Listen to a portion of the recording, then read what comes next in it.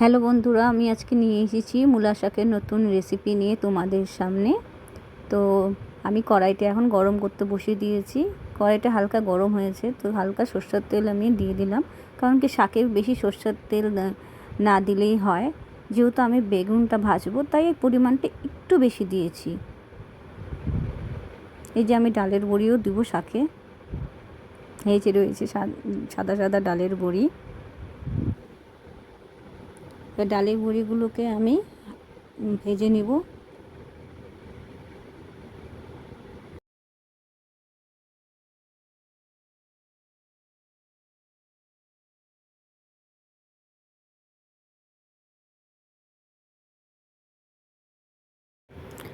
তোমরা দেখতেই পাচ্ছ যে আমার ডালের বড়িটা ভাজা হয়ে গেছে, তো আমি একটা বাটিতে উঠিয়ে নেব।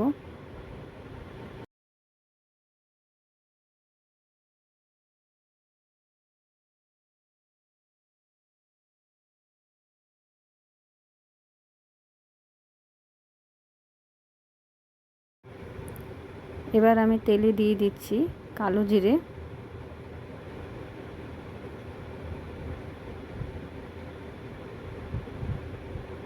বেগুনগুলো দিয়ে দিচ্ছি। এবার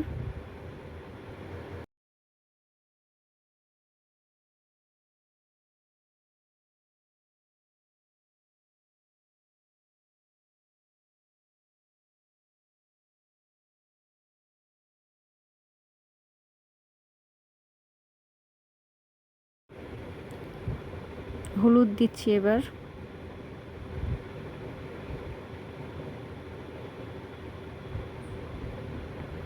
সাথে দিচ্ছি লবণ।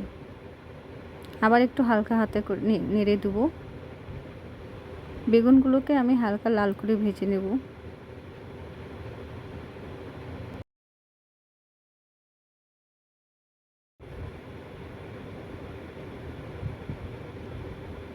লঙ্কাগুলো দিয়ে দিচ্ছি।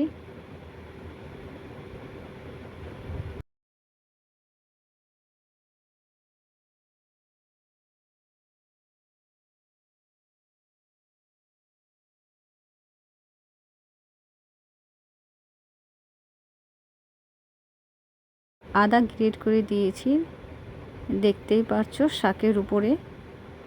এবার শাকগুলো দিয়ে দেবো।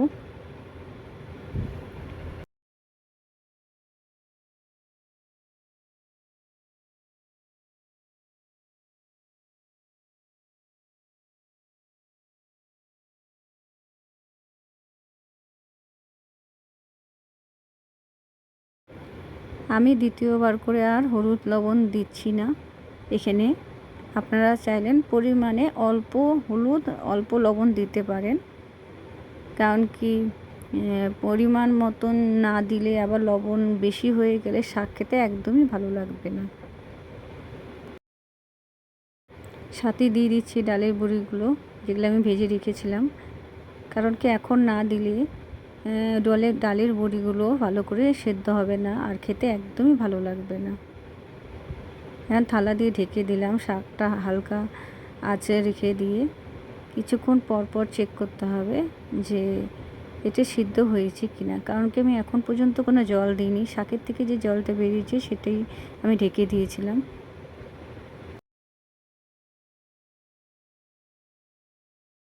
এখনও শাকটি পুরোপুরিভাবে সেদ্ধ হয়নি, তো আমাকে একটু জল অ্যাড করতে হবে এর মধ্যে। কারণ কি শাক সিদ্ধ না হলে, ডালের বড়ি সিদ্ধ না হলে খেতে একদমই ভালো লাগে না। আবার একটু ভালো করে নেড়ে চেড়ে দিতে হবে।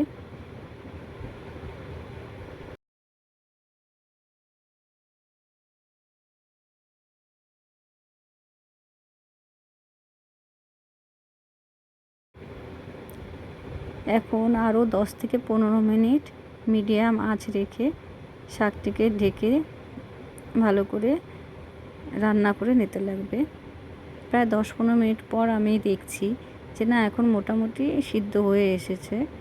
আর কিন্তু পরিমাণে একটু জলটা বেশি আছে, যেটা আমাকে একদম শুকিয়ে নিতে হবে, কারণ কি শাক খেতে একদম জল জল একদমই ভালো লাগে না।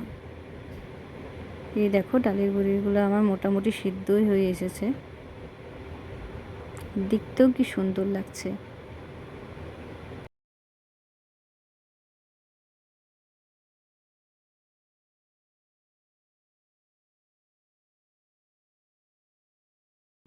আবার 5 মিনিটের জন্য শাকটিকে ঢেকে দিলাম, যাতে জলটা শুকিয়ে যায় আর শাকটা খুব ভালো করে সিদ্ধ হয়ে যায়। 5 মিনিট পর দেখে নিচ্ছি এবার হয়েছে কিনা। তো মোটামুটি প্রায় হয়ে এসেছে।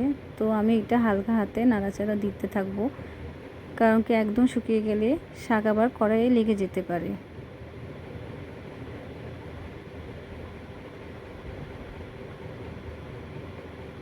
তো শাক আমার হয়ে গেছে, এবার একটি বাটিতে আমি উঠিয়ে নেব।